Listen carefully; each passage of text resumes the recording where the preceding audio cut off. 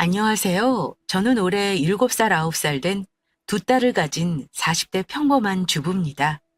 아니, 이젠 평범한 주부에서 프랜차이즈 사업에 성공해 연 20억 이상을 버는 어엿한 사업가가 된 40대 기혼 여성이네요. 평범한 요리사에서 이젠 전국 체인점 45호 오픈 달성을 눈앞에 둔 프랜차이즈 기업 대표 이사가 되기까지 참 원통한 우여곡절이 많았습니다. 인간은 동기부여의 동물이라는 말을 어디서 들은 적이 있는데 일이 이렇게 되고 보니 저도 그 말에 전적으로 동의하게 되었어요.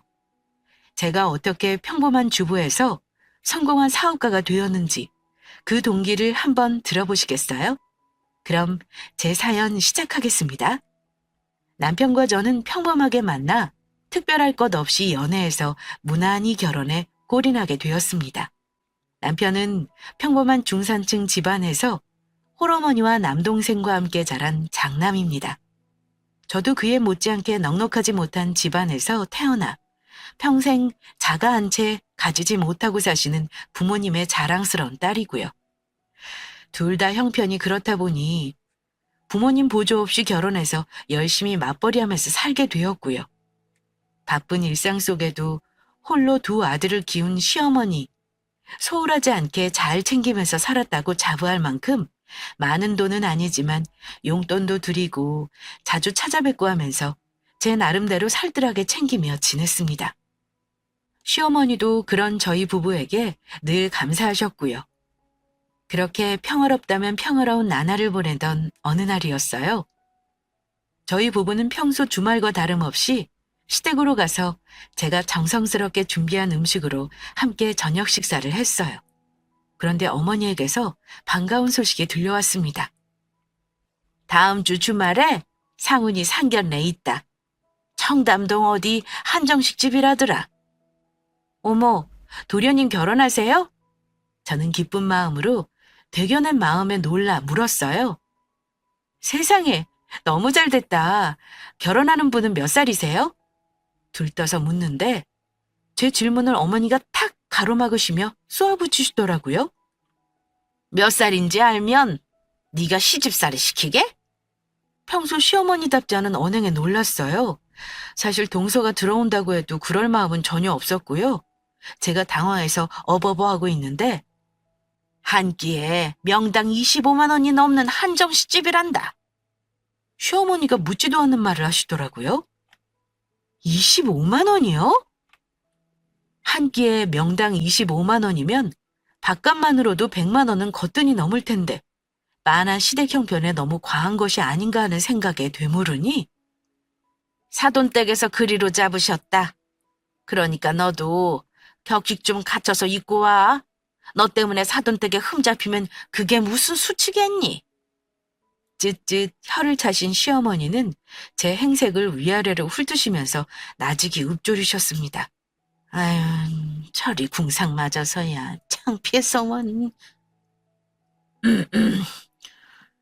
물론 남편의 헛기침 소리에 입을 다무시긴 하셨지만 갑자기 돌변하신 시어머니의 태도에 조금 서운한 마음이 들었습니다. 집에 돌아와 잠자리에 누웠는데 5만 가지 생각에 잠이 쉬이 오지 않더라고요. 그래, 상견례 장소가 고급스러운 곳이면 그럴 수 있지.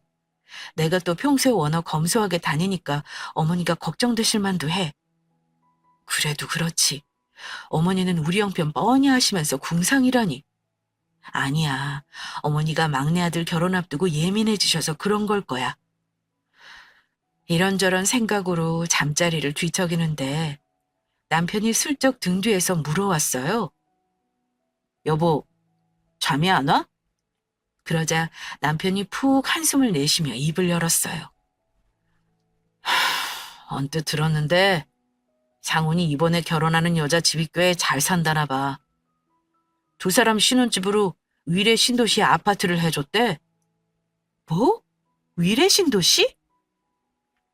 위례 신도시라면 요즘 아파트 가격이 20억은 그냥 넘어간다고 들었는데 이쯤 되니 책 잡히지 말게 해오라는 어머니 말씀도 어느 정도 이해가 가면서도 돈 많은 사돈댁에 내 행색이 부끄러우신가 싶어 섭섭하더군요. 잘 됐네. 우리도 돈 좀 내놔야 하는 거 아니야? 상훈이가 알아서 하겠지. 너무 걱정하지 말고 푹 자. 어? 저는 어머니 말씀이 못내 신경 쓰여서 친구에게 옷까지 빌리고 미용실까지 들려 상견례장에 갔고 상견례는 무사히 잘 끝났어요. 다행히 사돈댁은 점잖은 분이셨고 예비 동서도 조금 철이 없는 듯 하긴 했지만 나쁜 사람 같진 않았어요. 무엇보다 시어머님이 흡족해 하시니 그걸로 충분하다고 생각했죠. 동서를 다독여 잘 지내보자 결심하고 기쁜 마음으로 결혼 준비를 도왔어요. 그런데 건물 부자라고 들었던 사돈댁은 정말 스케일이 남다르더라고요. 우선 들어온 예단부터가 휘황찬란했습니다. 현금 1억에 저는 평생 만져보지도 못한 시어머니가 그렇게도 가지고 싶어 하시던 고가의 명품 가방 2개까지. 아이고 세상에, 우리 새아가가 이렇게 사려 깊어, 응? 아이 어머니, 이거 뭐 얼마나 한다고요? 대수롭지 않게 말하는 동서가 놀랍기도 하고 이게 부자구나 싶기도 했어요. 그렇게 멍하니 옆에 앉아 있는데 시어머니가 저를 톡 쏘아보시며 말씀하시더라고요. 넌 뭘 그렇게 멀뚱히 앉아 있어? 가서 우리 새애기 마실 것 좀 내와라. 자리에서 일어서 주방으로 향하는데 제가 엄청 초라하게 느껴지더라고요. 저리 좋아하시는 걸 지금까지 못해드린 게 죄송스러우면서도 너무 좋아하시는 어머니를 보니 괜스레 서운하다는 옹졸한 마음도 들고 만한 친정집 형편과 너무도 비교되는 동서가 조금 부담스럽기도 했습니다. 앞으로 때마다 챙겨드리는 어머니 용돈의 단위도 저희와는 확연히 다를 텐데 걱정이 되기도 하고요. 그런데 제가 걱정했던 문제는 동서네가 신혼여행에서 돌아온 이후부터 현실이 되었어요. 그날 저녁 제게 걸려온 시어머니의 전화 한 통이 시작이었죠. 얘야, 내일 밤에 상훈이네 신혼여행에서 돌아오는 거 알지? 네, 알죠. 전화 왔어요. 몇 시에 온대요? 반가운 마음에 물었는데 돌아온 시어머니의 대답은 황당 그 자체였습니다. 그건 네가 알 필요 없고 내일 새벽 6시에 가서 그 집 분리수거 좀 해놔라. 네? 제가요? 처음엔 어안이 벙벙해져서 되물었어요. 암사동인 집에서 위례까지는 걸어가기엔 너무 멀고 버스를 타야 하는 거리였거든요. 그러자 어머니가 혀를 쯧하시며 하시는 말씀이 하와이에서 왔는데 시차 적응 안 될 거 아니야. 였어요.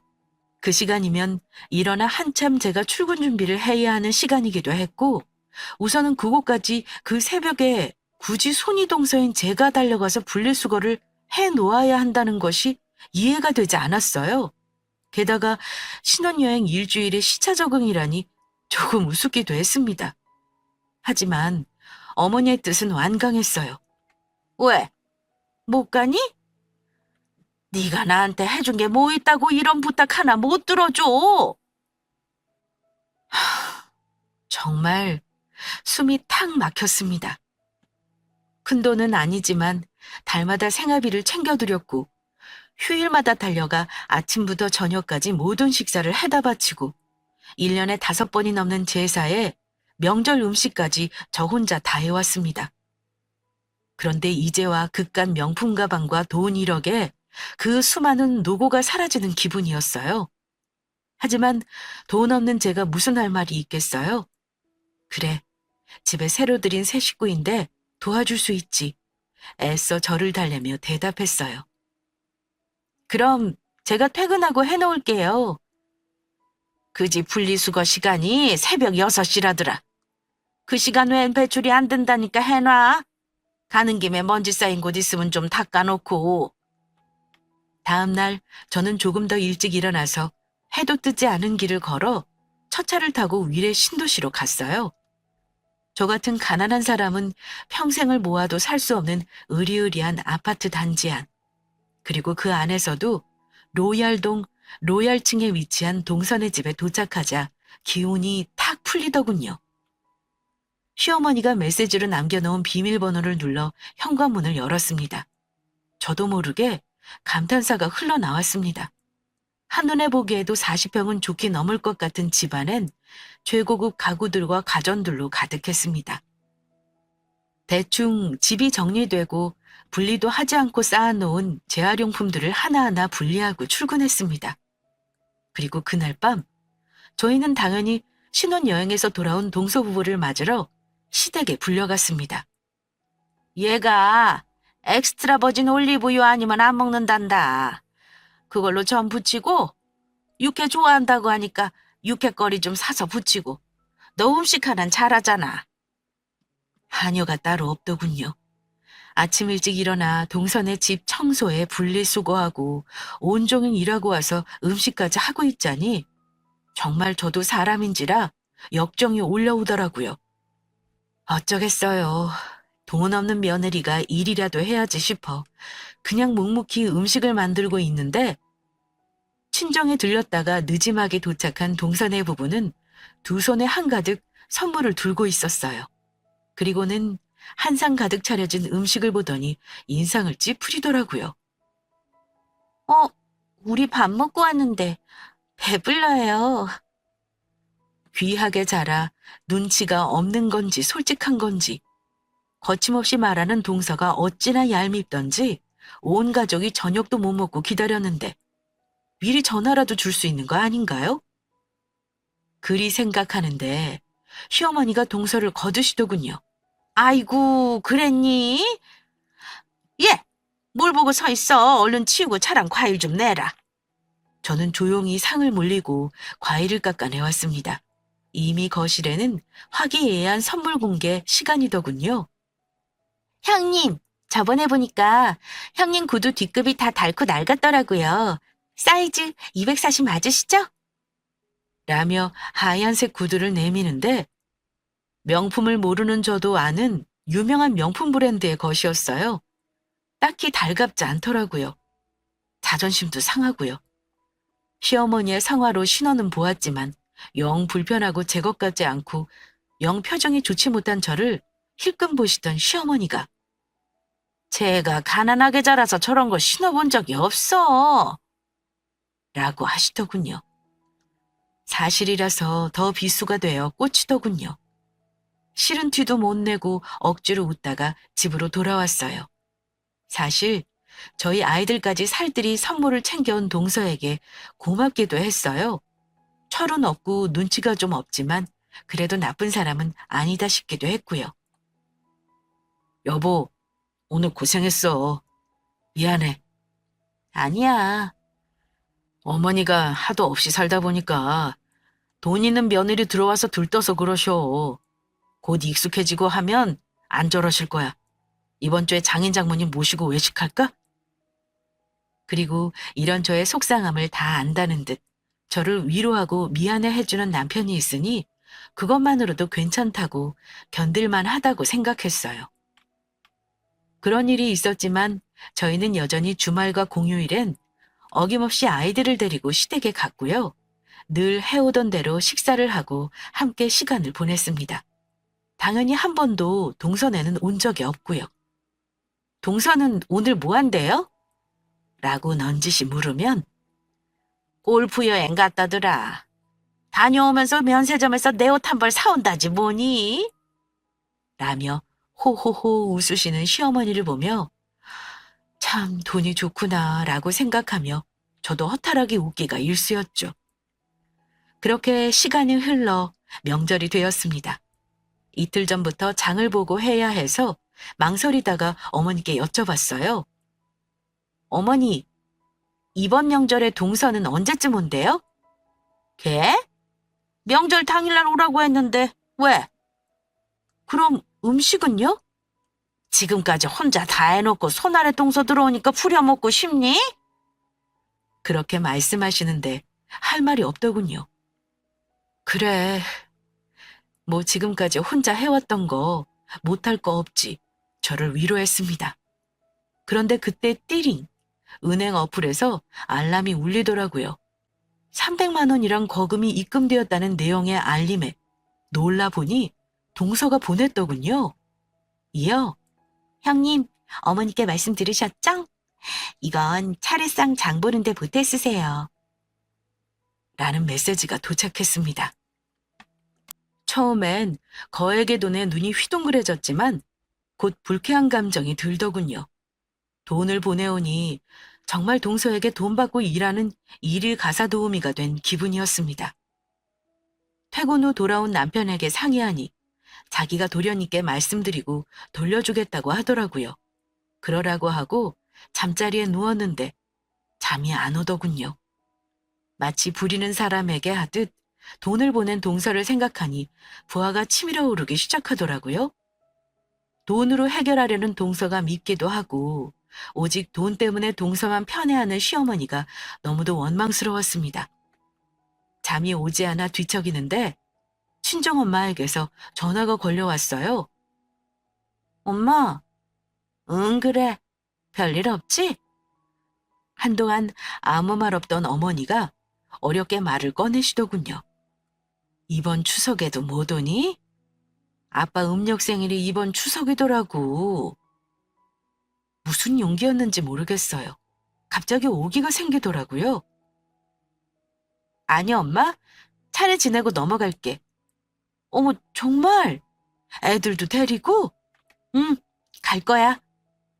무리하지 않아도 된다고 거듭 말씀하셨지만 걱정하지 말라고 이번엔 동서가 새로 들어와서 갈 수 있게 되었다고 말하고 전화를 끊었어요. 양심 있으면 뒤처리는 동서가 하겠지? 돈도 돌려줬는데? 정말 그렇게 생각했어요. 진짜로 양심이 있으면 뒤처리 정도는 동서가 해줄 거라고 생각했고 시어머니도 동서에게 시킬 거라고 기대했어요. 그런데 정말 빠듯하게 준비한 음식을 차례상에 올리니까 그제야 동서네가 오더군요. 그것도 손에 선물을 한가득 들고요. 어머 세상에 이게 다 뭐야? 뭘 이런 걸 다? 주방까지 들려오는 어머니의 감탄사에 씁쓸하더군요. 명절이잖아요. 형님, 형님도 이리 와보세요. 형님 스카프 하나 샀어요. 저는 못 들은 채 바지런히 주전자에 술을 따르고 쟁반에 내어가 마지막 차례 준비를 마쳤습니다.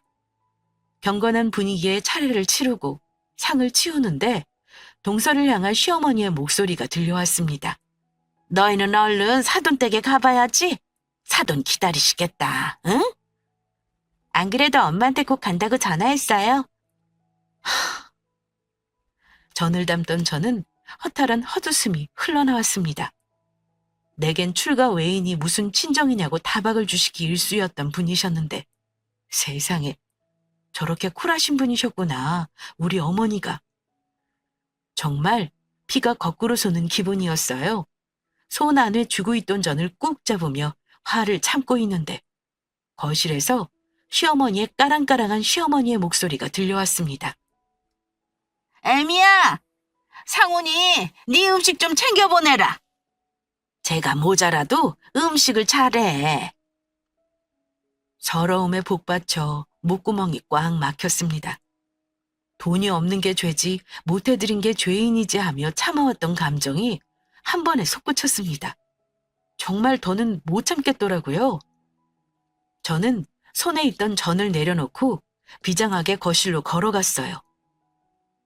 어머니, 저도 친정 가야 해요. 저 이번 추석엔 차례 끝나면 친정에 애들 데리고 가겠다고 했어요. 갑자기 왜? 저도 누구처럼 이번 명절은 친정에서 좀 편하게 보내려고요. 그러자 순간 당황해 굳었던 시어머니의 입가에서 픽 하는 비웃음이 샜습니다. 그러면서 하신 말씀이 내내 아직도 제 가슴에 박혀있네요. 얘랑 너랑 같니? 가난한 너네 친정 가면 돈밖에 더 뜯겨? 그러더니 선심 쓰듯 동서가 사온 스카프를 제 발 앞에 던지시더군요. 잔말 더는 말고 동서가 네 것도 사왔으니까 이거나 잘 써. 정말 할 말이 없었습니다. 눈물이 앞을 가리더군요. 저희 친정, 가난해도 저한테 손 한 번 벌린 적 없었고 제가 때 되면 드리는 용돈은 고스란히 제 자식들 용돈으로 돌아왔었습니다. 정말 너무 서럽고 서운했습니다. 음식하느라 시큰거리는 손목을 꾹꾹 누르며 되물었습니다. 어머니, 왜 그렇게까지 말씀하세요? 오늘 음식 제가 다 했어요. 이틀간 한시도 안 쉬고 차례 준비하고 다 했는데 이제 온 지 2시간 된 동서는 친정 부자라 갈 자격이 있고 저는 가난한 친정을 둬서 친정 갈 자격도 없는 거예요? 서름에 북받쳐 결국 오래간 참았던 눈물이 뚝뚝 떨어져 흘렀습니다. 그제야 상황의 심각성을 안 건지 동서가 일어나 위로랍시고 건넨 말이 가관이었죠. 저한테 열등감 있으신지 몰랐어요. 제가 더 신경 쓸게요. 악이 없는 말이라는 것을 알기에 더 비참하고 화가 나더군요. 열등감이라니. 내 억울한 이 마음이 열등감이라니. 열등감? 버럭 화를 내자 손사래를 치며 또 말을 바꾸더군요. 어머, 그런 뜻 아니고요. 제 앞에서 어쩔 줄 몰라 쩔쩔매는 동서를 보더니 시어머니는 화가 난 듯 벌떡 자리에 일어나시더군요. 이게 나 열등감이지 뭐니. 가난한 집 애들은 진짜 꼭 치가 나. 저는 제 친정까지 쏟아지는 치욕을 더는 참고 싶지 않았습니다. 돈 있는 사돈만 사돈이고 돈 없는 사돈은 사돈도 아니에요? 저는 손에 들고 있던 고무장갑을 바닥에 내팽개 쳤습니다. 전 지금 친정 갈 거니까 그렇게 예뻐 죽는 동서한테 저 산처럼 쌓인 설거지 시키든지 어머니가 하시든지 맘대로 하세요. 그렇게 아이들을 챙겨 밖으로 나오자 남편도 쭈뼛쭈뼛 제 뒤를 따르더군요. 저는 길바닥에 주저앉아 서럽게 엉엉 울었습니다. 남편은 그런 저를 조용히 토닥였죠. 그 이후 저는 시어머니 댁에 발을 뚝 끊었습니다. 마음이 편하기도 한편으론 불편하기도 하더라고요. 남편도 그런 저를 이해했는지 그것에 대해 아무 말도 하지 않았고요. 하지만 언제까지 그렇게 지낼 수는 없었어요. 곧 어머니 환갑잔치였거든요. 그것도 의논할 겸 계속 이렇게 지낼 수만은 없다는 생각에 저녁 식사 자리를 만들었어요. 어차피 환갑은 간소하게 하자고 늘 말씀하시던 어머니였기에 부담 없는 마음으로 제가 먼저 말을 꺼냈어요. 어머니 곧 한갑이시잖아요. 그러자 어머니가 기다렸다는 듯이 말씀하시더군요. 이번에 나 돌아오는 환갑에 오겠다는 친구들이 꽤 되더라. 그럼 다 모시면 되죠. 동서는 대수롭지 않다는 듯 말했지만 저는 순간 부담감이 오더라고요. 오시려는 친구분이 몇 분이나 되세요?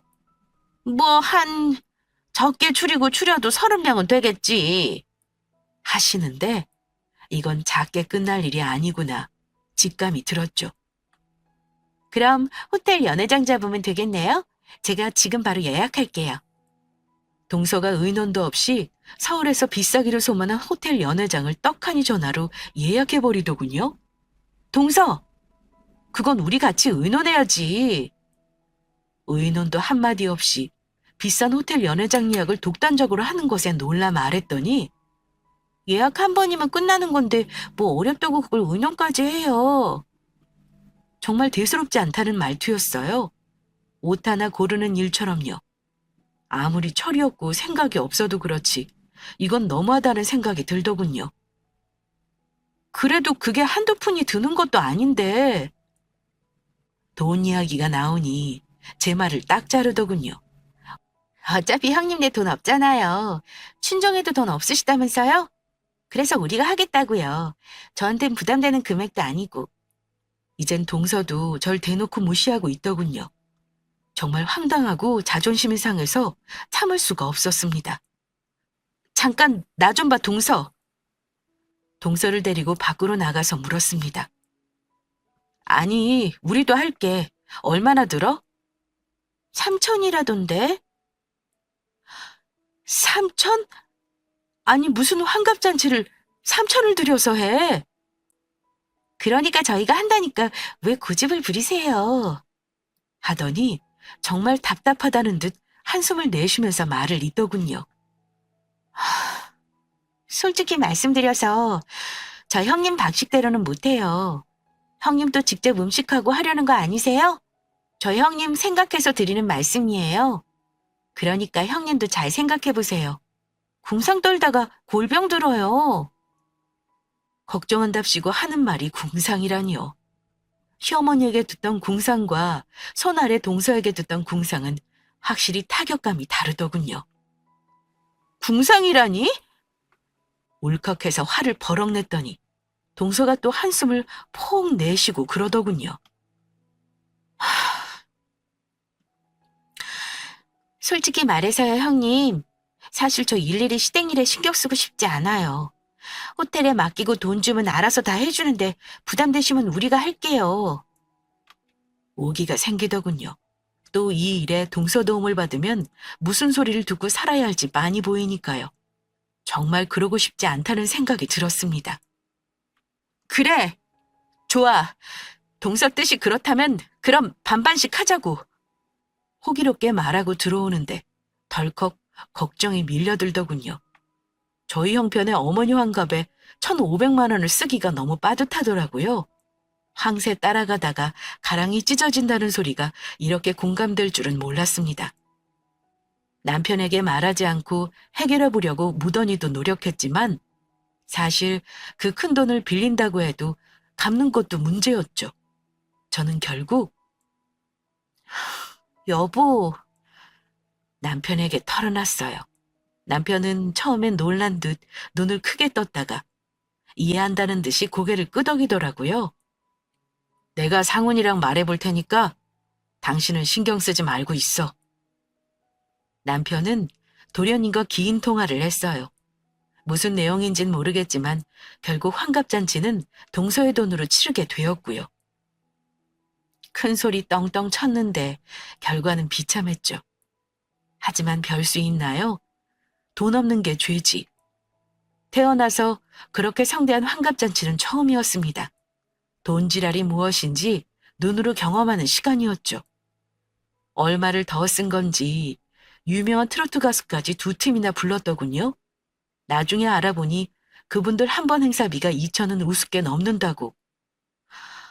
그런데 웃긴 게요. 사돈댁 내외가 참석하셨더라고요. 그것도 상석에 2분이 버젓이. 직접 전화까지 주셔서 저희까지 초대해 주시고 거참 감사합니다. 아이고, 당연히 사돈댁은 모셔야죠. 호호호호 하며 가증스럽게 웃는 시어머니의 목소리가 고막을 송곳처럼 찔렀어요. 저희 부모님께는 전화는커녕 불효라는 말씀조차 전혀 없으셨거든요. 분해가 풀풀 나는 사돈을 자랑하고 싶은 마음이야 잘 알겠지만 저희 친정은 사돈도 아닌가요? 정말 눈물이 나는 걸 참느라 얼마나 입안을 씹었는지 모르겠습니다. 그 후 어머니의 편애는 날이 갈수록 심해졌습니다. 제사 음식을 혼자 하는 것은 물론이거니와 제사를 치르는 동안에도 동서는 코빼기도 보이지 않았어요.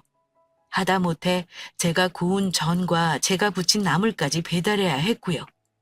동선에 반찬을 가져다주는 잔심부름까지 하게 되었습니다.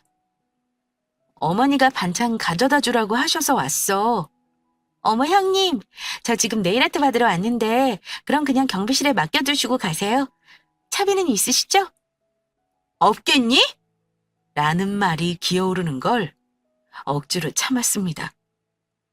어렵게 살아오면서 가난이 죄라고 생각해 본 적 없는데 정말 가난은 죄인 거구나 뼈저리게 느끼면서요. 그러다 정말 큰 사건이 터지게 된 건 동서의 임신 때문이었어요. 갑작스러운 임신으로 당연히 집에선 경사가 났죠. 시어머니는 초기부터 들떠서 난리가 나셨어요. 뭐 먹고 싶은 건 없냐, 불편한 곳은 없냐, 참 살뜰히도 챙기시더군요. 그런데요, 정말 어이가 없는 일은 동서가 입덧을 시작하면서 벌어졌어요. 하루는 퇴근하고 있는데 시어머니가 집으로 절 부르시더라고요. 그러고는 하시는 말씀이 네가 가서 먹고 싶다는 음식 좀 해줘라. 제가요? 사실 돈 있겠다, 집에 가사 도우미도 따로 있는 거로 아는데 저한테 음식을 해주라는 말에 의아해 물었습니다. 네가 해준 반찬 말고는 다른 건 입에도 못 대겠다더라. 한편으론 화가 났지만 음식이 본업인 사람으로서 한편으론 기분이 좋기도 하더군요.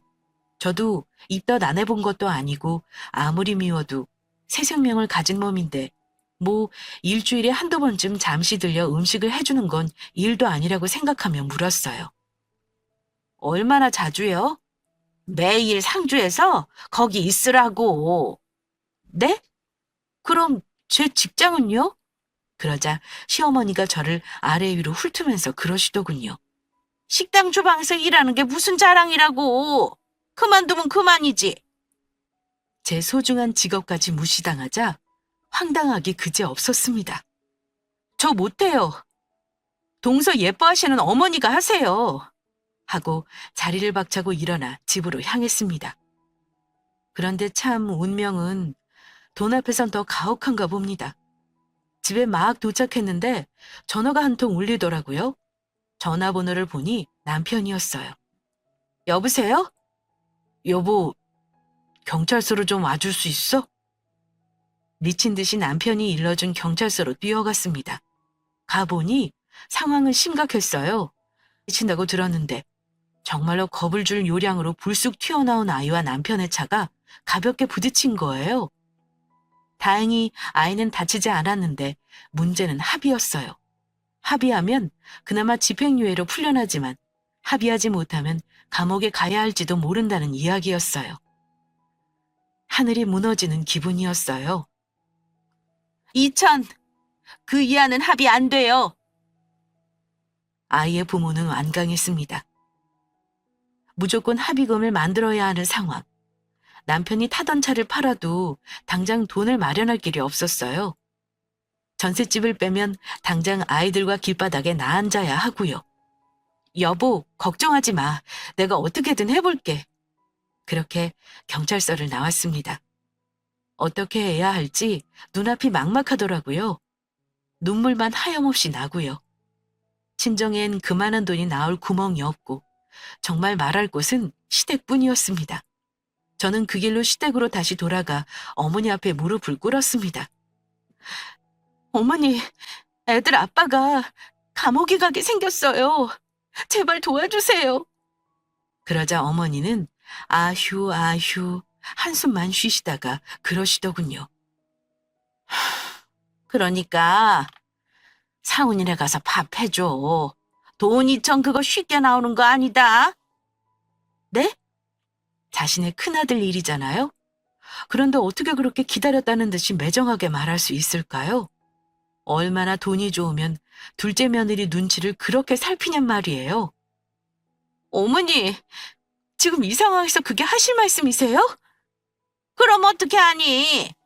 지금 네 남편 감옥 가게 생겼는데 그 돈 있는 거 네 동서 말고 더 있니? 너 친정에 돈 있어? 나도 그 돈 없다. 지금까지 저희가 꼬박꼬박 챙겨드린 용돈만 해도 좋기 2천은 넘을 겁니다. 막말로 동서한테 받은 명품 가방만 팔아도 그 돈은 나오고도 남겠죠. 더럽고 치사해도 돈이 최고구나. 정말 이를 악물면서 시댁을 나왔습니다. 남편의 옷을 챙겨 경찰서로 가고 있는데 동서에게서 전화가 오더군요. 형님, 저 이제 형님 음식 먹을 수 있는 거예요? 그 음성이 얼마나 발랄하던지 저는 처음엔 저희 집 사정을 모르는 줄 알았어요. 그런데 넉넉하게 3천 보냈어요. 아주버님 일 잘 해결하시고 오세요. 내일은 오실 수 있죠? 저 정말 너무 신나는 거 있죠? 형님 음식이 그렇게 맛있는지 임신하기 전에 정말 몰랐다니까요. 돈 3천만 원이 참 우습더군요. 곧바로 입금된 금액을 보고 허탈하게 그냥 웃었습니다. 미친 사람처럼 길바닥에 엎어져서 웃었어요. 아니, 울었어요. 너무 비참해서. 돈 없는 것이 서러운 게 아니고 돈 앞에서 이렇게 처참하게 쓰러져 버린 자존심이 너무 아파서요. 저는 다음 날 오래 일했던 직장에 사직서를 냈고 피해자 아이의 부모를 만나 합의금을 전달했어요. 남편이 구치소에서 나오는 것도 보지 못하고 아이들 먹을 밥을 미리 챙긴 후 곧바로 동선회로 향했어요. 어머, 형님 오셨어요? 저 배고파 죽겠어요. 저는 아무 말 없이 주방으로 갔어요. 그리고 동서가 평소에 잘 먹던 반찬과 국을 끓였죠. 가스레인지 위에서 보글보글 끓는 국이 꼭 제 속 같더군요. 그렇게 밥과 반찬을 해 동서에게 내어주니 소파에 누워 TV를 보던 동서가 쪼르르 달려와 식탁 앞에 앉았습니다. 저는 동서의 얼굴을 보고 싶지 않아 자리를 피하려는데 동서가 형님, 어디 가세요? 같이 앉으세요? 라더군요. 입맛이 없어서 라고 하는데 동서가 삐죽 새침한 말투로 그러더군요. 저 혼자 밥 먹기 싫어요. 저는 어쩔 수 없이 자리에 앉았습니다. 기라면 기어야죠. 돈 앞에서.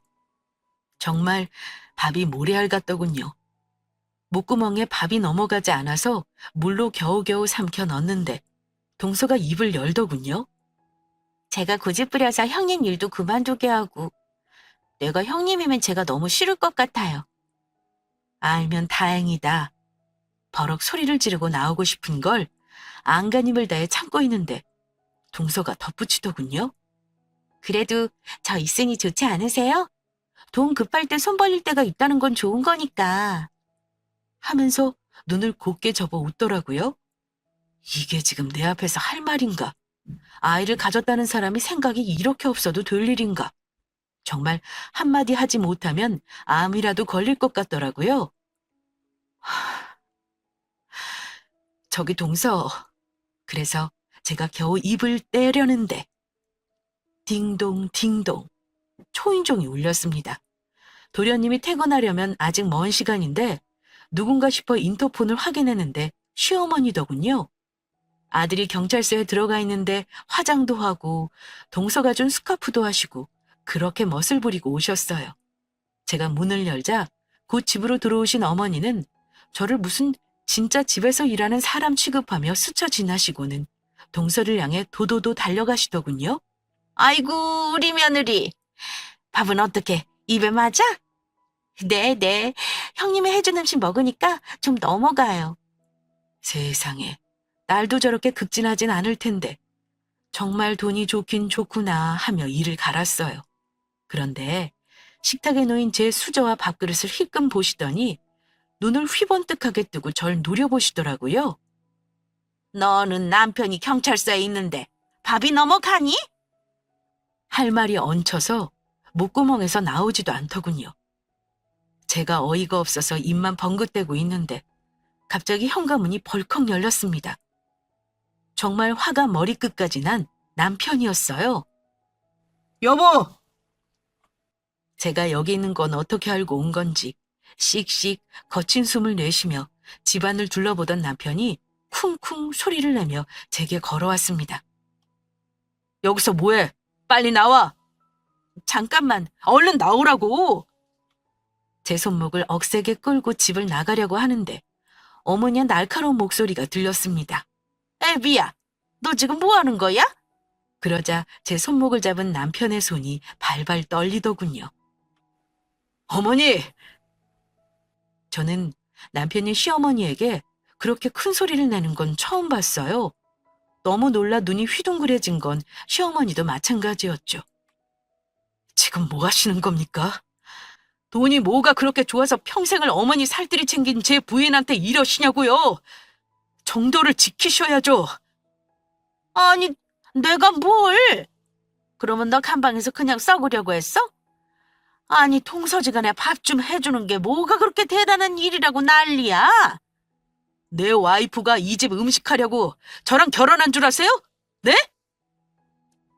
하더니 식탁 위의 음식들을 팔로 확 밀쳐버리지 뭐예요.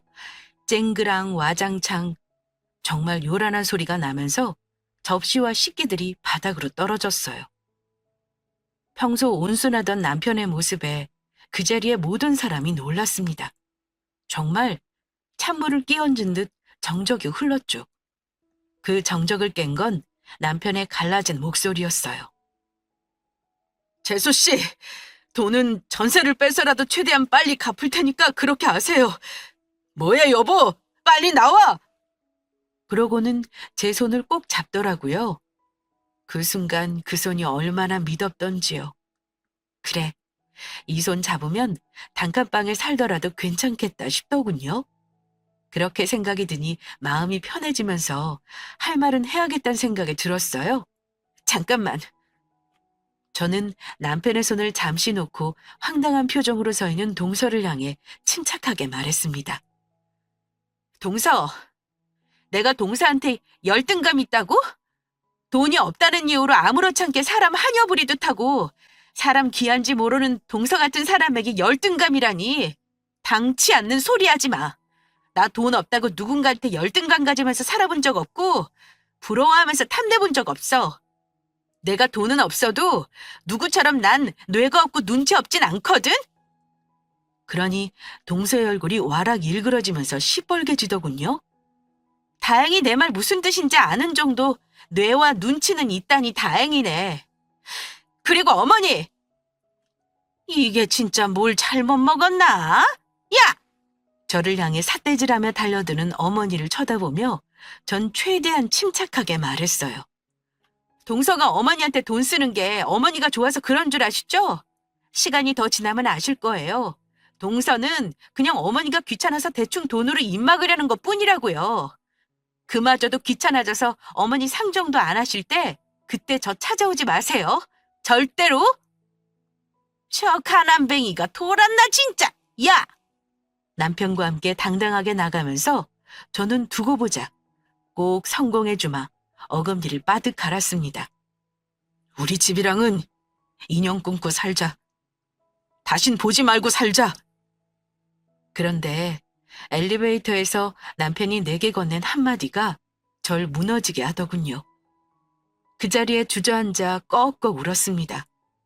서럽기도 하고 슬프기도 하고 이런 우리가 가엾기도 하고 또 한편으론 남편이 든든하기도 하고 고맙기도 하고 후련하기도 하고 복합적인 감정을 모자란 저의 글 실력으로 설명하기가 참 힘드네요. 나중에 이야기를 들어보니 남편이 제 직장으로 찾아갔더라고요. 그리고 거기서 동서네 집에 밥을 해주러 간다고 했다는 이야기를 듣고 눈이 뒤집혀 달려왔던 거라고. 정말 내게 미안한 마음이 있어도 혼자 두 형제 키운 어머니에 대한 고마움에 꾹 참았는데 더 참을 수 있지만 나를 위해 참으면 안 되겠다고 생각했다고. 그 후 남편은 정말 지방과의 연락을 딱 끊었고 저는 남편에겐 미안하긴 했지만 막상 시댁과의 문제가 사라지니 마음의 여유도 생기고 바닥을 쳤던 자존감도 시간이 지나니 조금씩 회복이 되어가고 있었습니다. 그러던 어느 날 새로운 직장에서 열심히 요리하고 있는데 손님께서 주방장님을 좀 뵙고 싶다고 하시네요. 저는 누군가 싶어 나갔어요. 그런데 한 중년의 점잖은 남자분이 저에게 하얀 명함을 한 장 내미셨습니다. 저 반찬을 손수 만드시는 거라고요? 네. 전 명함을 받아들었죠. 주방장님 반찬으로 프랜차이즈 사업을 하고 싶은데 음식이 너무 맛있어서요. 투자는 제가 할 테니 한번 해보시겠습니까? 제게도 드디어 기회가 찾아온 겁니다. 정말 좋은 조건에 계약서를 꼼꼼하게 살펴 계약했고 저는 공동대표로 이름을 올리고 열심히 레시피를 개발했습니다. 처음엔 1호점, 입소문이나 2호점, 그리고 3호점. 공동대표님의 탁월한 영업 수완으로 결국 수많은 프랜차이즈 가맹을 하게 되었고 저의 반찬으로 시작한 프랜차이즈는 밀키트로 규모를 키웠고 이젠 공장까지 밤낮 없이 돌려야 할 만큼 어엿한 중소기업으로 자리 잡게 되었습니다. 시댁에서 천대받던 제가 천대받던 제 직업으로 당당하게 성공하게 된 거죠. 월세로 옮겼던 저희 집은 지금은 위례의 좋은 아파트까진 아니더라도 동네에 괜찮은 신축 아파트로 이사도 했고 제 능력으로 남편 차도 바꿔주었습니다. 물론 제가 당당히 번 돈으로 친정집에도 큰 도움을 주었죠. 그날도 바쁜 일정을 마치고 오후 늦게 집으로 돌아오는 길이었어요. 익숙한 실루엣이 지하 주차장을 서성이고 있더군요. 순간 이상하고도 불길한 기분이 들더군요. 설마 하며 그 실루엣을 주시했습니다. 명품 가방과 호화로운 모피코트를 입고 주차장을 들어오는 차를 두리번거리는 사람은 역시나 시어머니였어요. 여긴 어떻게 알고 온 걸까? 내가 성공했다는 말을 듣고 왔을까? 혼자 별의별 생각이 다 들더군요. 그래도 남편의 어머니인데 혼자 잠시 망설이다가 모진 마음을 먹고 어머니를 쌩하고 스쳐 지나갔습니다. 애미야!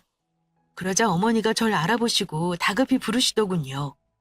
저는 두 눈을 질끈 감았습니다. 그리고 못 들은 척 입구 비밀번호를 눌렀죠. 애미야! 나야, 나! 닫히는 자동문에 어머니가 따라 들어오시려고 손을 허우적대더군요. 그 바람에 그렇게 아끼던 명품 가방이 자동문 사이에 끼었고요. 아이고, 이 가방이 얼마짜린데? 얘야, 문 좀 열어줘. 가방 다 망가지잖니. 실시간으로 찌그러지는 명품백을 빼려고 바둥거리며 발을 동동 구르는 시어머니의 모습이 얼마나 추하던죠. 애미야! 나야, 나! 저는 어머니를 향해 나직이 뇌까렸습니다. 모를 리가요.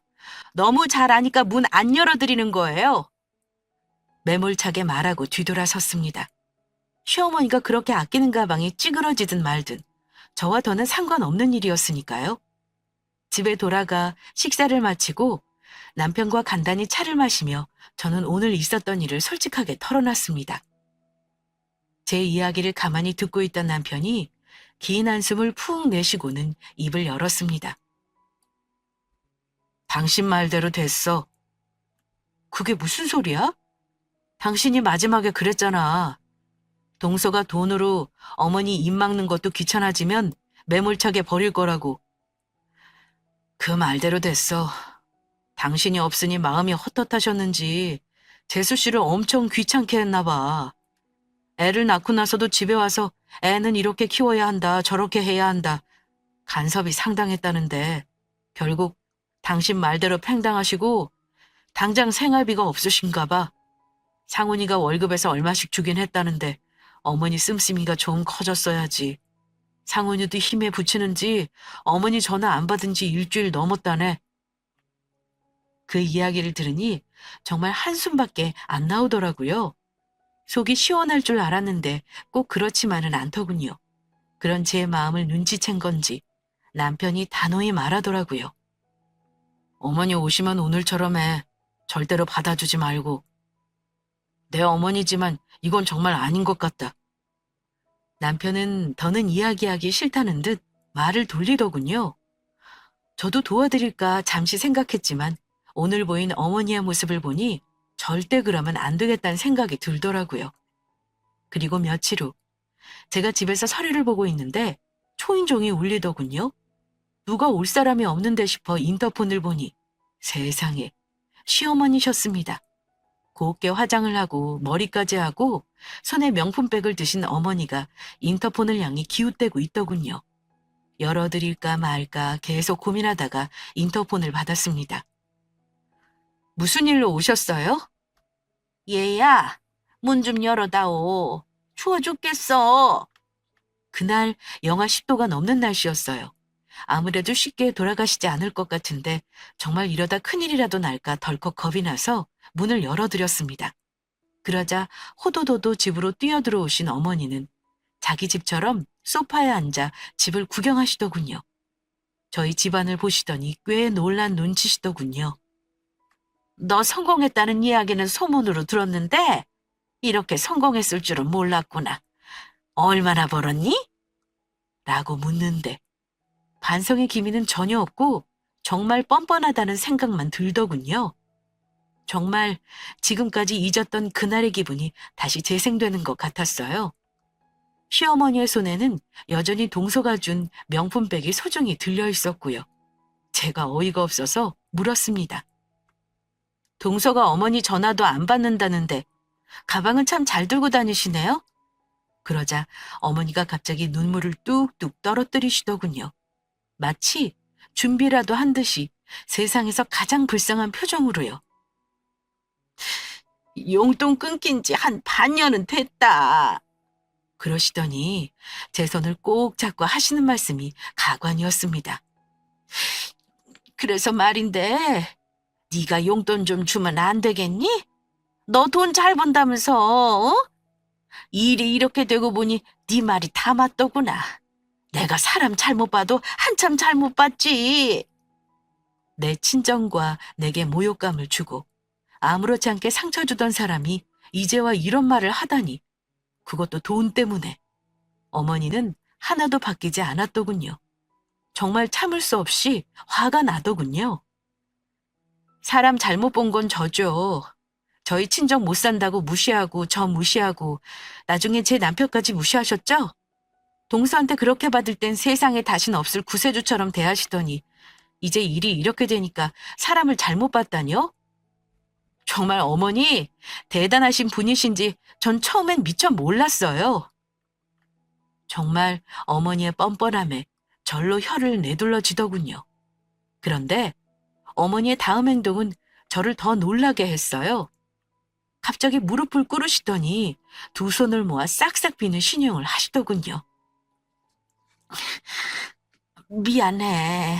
어? 내가 네 친정 부모님께 이렇게 무릎 꿇고 빌면 되겠니? 나 한 번만 봐줘라. 내가 이 나이에 거지처럼 살아서 되겠니? 응? 돈 앞에선 무릎도 싸구려가 되시는 분이더라고요. 돈이라면 뭐든지 하실 것 같다는 생각에 이젠 무섭기까지 했어요. 어머니, 응, 그래, 애미야. 저는 어머니의 명품 가방과 호화 모피코트를 쳐다보며 그랬습니다. 지금도 들고 계신 명품 가방이랑 모피코트 중고로만 파셔도 적어도 반년 생활비는 나오실 거예요. 아무리 부자가 되었어도 전 어머니 도와드릴 돈은 없어요. 어머니 말씀대로 저는 가난한 저희 친정집 도와주려고요. 어? 늘 착하고 순종적이던 제 입에서 이런 이야기가 나올 줄은 꿈에도 몰랐는지 시어머니의 늙은 볼이 파르르 떨리시더라고요. 그래서 제가 딱 한마디 덧붙였죠. 그러니까 이제 저 명품 가방이랑 코트 들고 그만 나가주세요. 쓸쓸히 돌아서는 시어머니의 뒷모습을 보니 참 입이 썼습니다. 어머니도 가난하게 사셨고 돈이 없을 땐 나름 좋으신 분이셨는데 돈 맛을 알게 되고 좋은 곳을 먹고 입고 쓰시더니 사람이 변하더군요. 돈 앞에 노예가 된 인간의 최후가 얼마나 처절하고 비참한지 저는 시어머니를 보면서 깨달았습니다. 저는 자다가도 잊지 않게 되새겨요. 사람이 돈을 만들지 돈이 사람을 만드는 건 아니다라고요. 시어머니가 돈 앞에서 변하시지만 않았어도 지금쯤 저희와 이 좋은 집에서 함께 지내시지 않았을까 생각하면 지금도 여전히 씁쓸해진답니다. 지금까지 긴 사연 들어주셔서 감사합니다.